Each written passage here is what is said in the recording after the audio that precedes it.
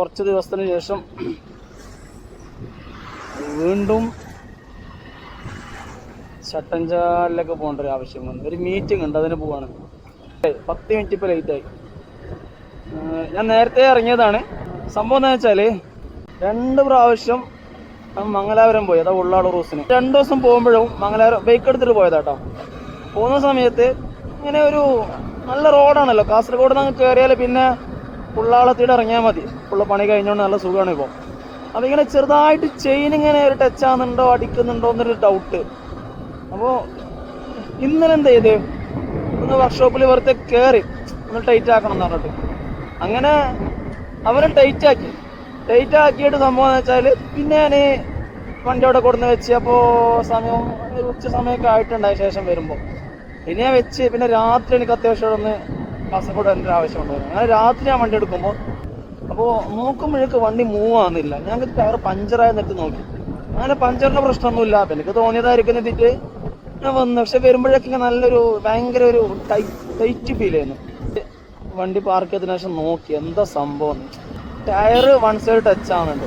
അല്ലാ, എന്നിട്ട് പിന്നെ അതങ്ങനെ പോയി. ഞാൻ വരുമ്പോൾ എന്ത് ചെയ്തു, നെല്ലിക്കുന്ന് വർക്ക്ഷോപ്പിൽ ടച്ച് ചെയ്തു. അപ്പോൾ നേരത്തെ ഒരു സൈഡ് ഇങ്ങനെ ചെറിയൊരു മൂല ടച്ചാന്നുള്ളതിന്. ഇനിയിപ്പോൾ ഞാൻ വരുമ്പോൾ നെല്ലിക്കുന്ന് ചെക്ക് ആക്കിയിട്ട് വന്നു വർക്ക്ഷോപ്പിൽ നിന്ന്.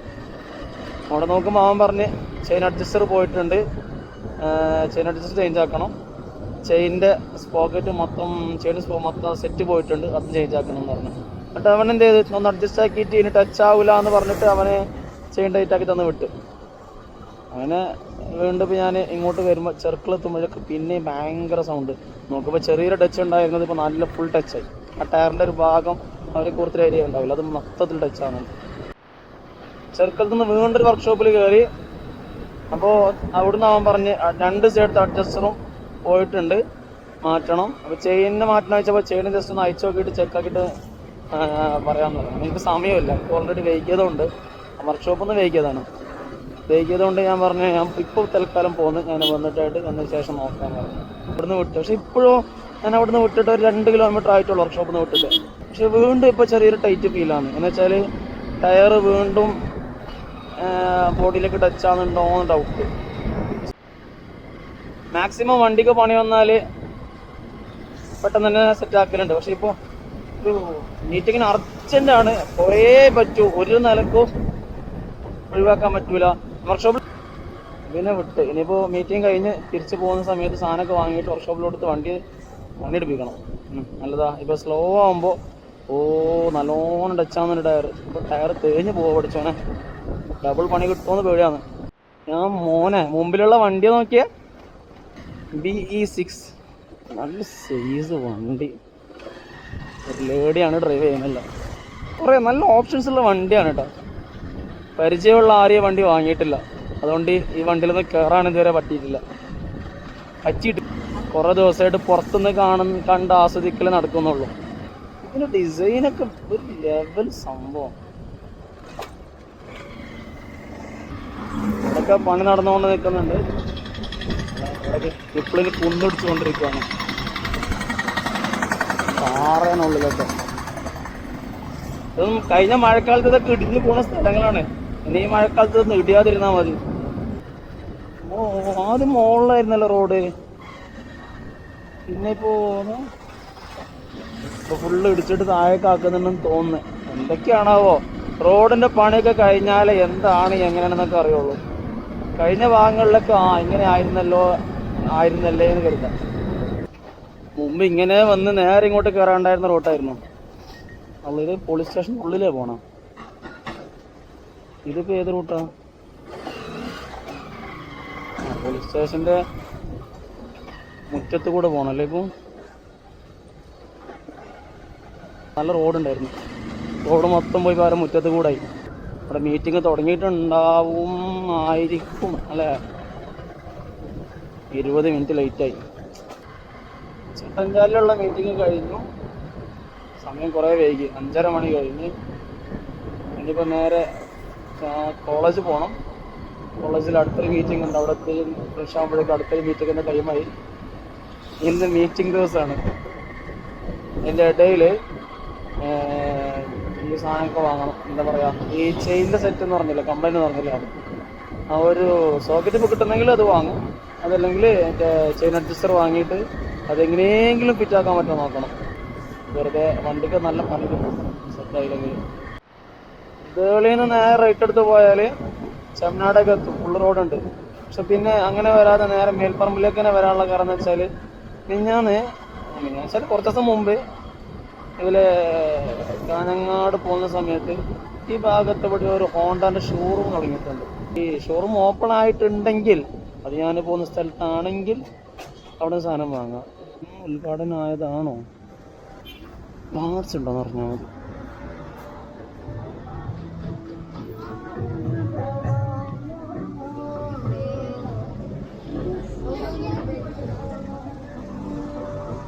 ഏതായാലും പുതിയ ഷോറൂമല്ലേ, വെളുത്ത കളിച്ചക്കാർ.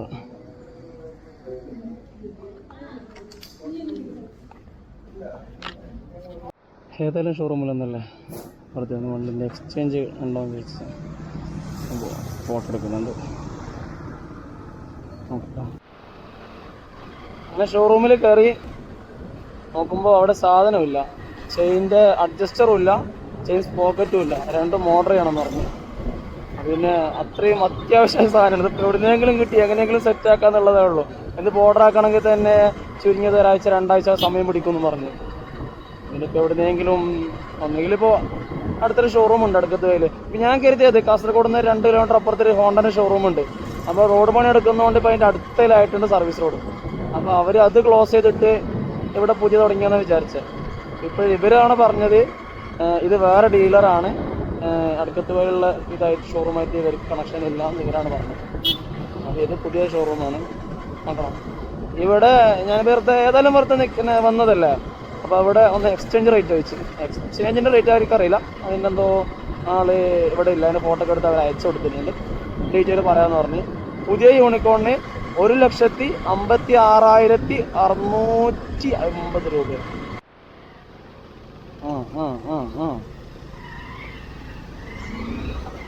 ചങ്ങ എന്ത് കളിക്കുന്നു? പോപ്പുലർ, യെസ് പോപ്പുലർ ഓപ്പണാണ്. നമുക്ക് പോപ്പുലറിൽ ചോദിക്കാം. പെട്രോൾ അടിക്കണം.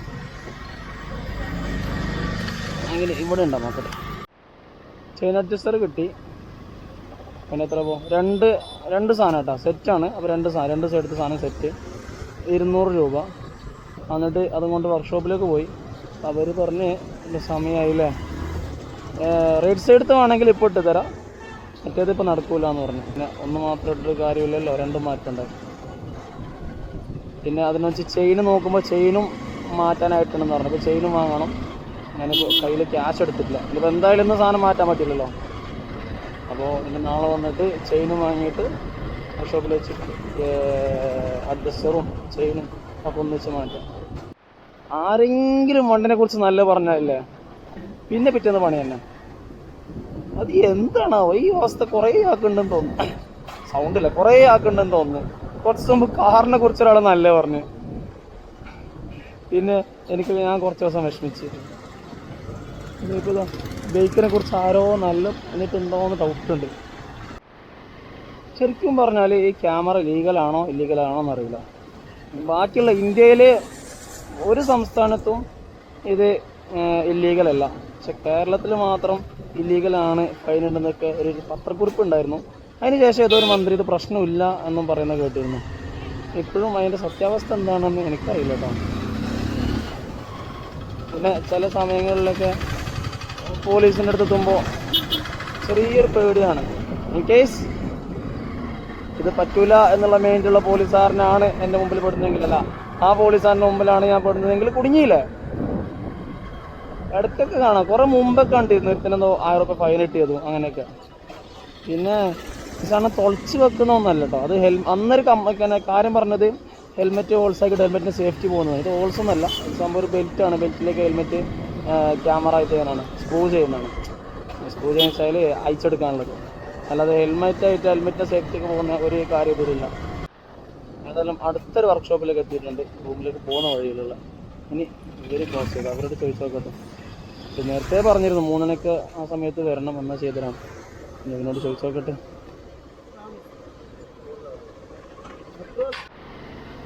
ഇവിടെ ഇവർ ചെയ്തു തരാമെന്ന് പറഞ്ഞ് അവർ പറയുന്നത് നേരത്തെ ഇവർ കാണിച്ചതല്ല. അപ്പോൾ അവർ പറഞ്ഞ് ചെയിൻ ഫുള്ളായിട്ട് പോയിട്ടുണ്ട്, വേണമെങ്കിൽ അഡ്ജസ്റ്റ് ചെയ്ത് ഇടാം, കട്ടാക്കിയിട്ട് അതിൻ്റെ കണ്ണി കട്ടാക്കിയിട്ട് ഇടാം, പക്ഷെ റണ്ണിങ് ചിലപ്പോൾ സ്ലിപ്പാവും, പിന്നെ വെറുതെ റിസ്ക് എടുക്കണ്ടല്ലോ എന്ന് അവർ പറഞ്ഞു.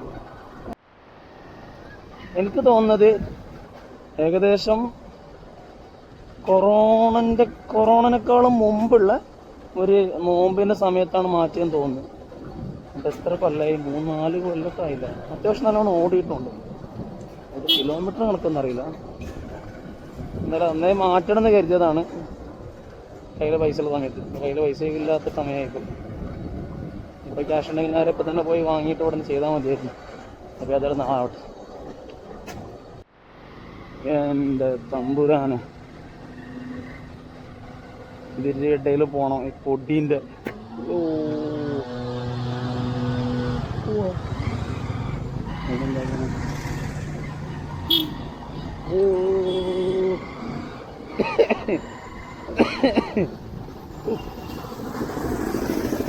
ഇതൊക്കെ റോഡ് പണി നടന്നുകൊണ്ടിരിക്കുകയാണ്.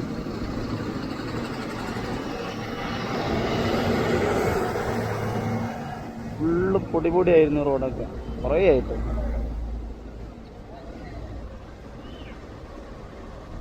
നല്ലതാ. ഇവിടുന്ന് KSRTC-ന്ന് അങ്ങോട്ടൊക്കെ ഇന്നലെ പണി തീർത്ത്. ഇവിടെ 1 സൈഡ് ഇപ്പോൾ എടുത്തുകൊണ്ട് നിൽക്കുന്നുണ്ട്. ഇപ്പോൾ ഇത് കഴിഞ്ഞിട്ട് ഇവിടെ എടുക്കും. ഇവിടെ പണി കഴിഞ്ഞു, ഇവിടെ ഇപ്പോൾ ഓപ്പണായി കൊടുക്കും. ഇവിടെ ഈ സൈഡിലോട്ട് ഇങ്ങോട്ട് വണ്ടി വിടുന്നില്ല. പോലീസ് തന്നെ ഫുൾ കൺട്രോൾ ചെയ്യുന്നില്ല. 2 ജീപ്പ് പോലീസുണ്ട് ഇവിടെ. ഇതൊക്കെ ഉണ്ടോ? ഇതൊക്കെ ഇന്നലെ പണിയെടുത്തതാണ്. ഇവിടെ നല്ല ഓൾറെഡി ഇവിടെ എപ്പോഴും ബ്ലോക്ക് ഉണ്ടാവും. അതിൻ്റെ കൂടെ ഇന്നലെ ഇവിടെ പണിയെടുക്കുമ്പോഴുള്ളൊരു ബ്ലോക്ക് ഉണ്ടായിരുന്നു. നമുക്ക് അവിടെ ഒരു കാർ വയ്ക്കണം, ഒരു സ്വിഫ്റ്റ്, നല്ല ലുക്ക് ഉണ്ട് വണ്ടി.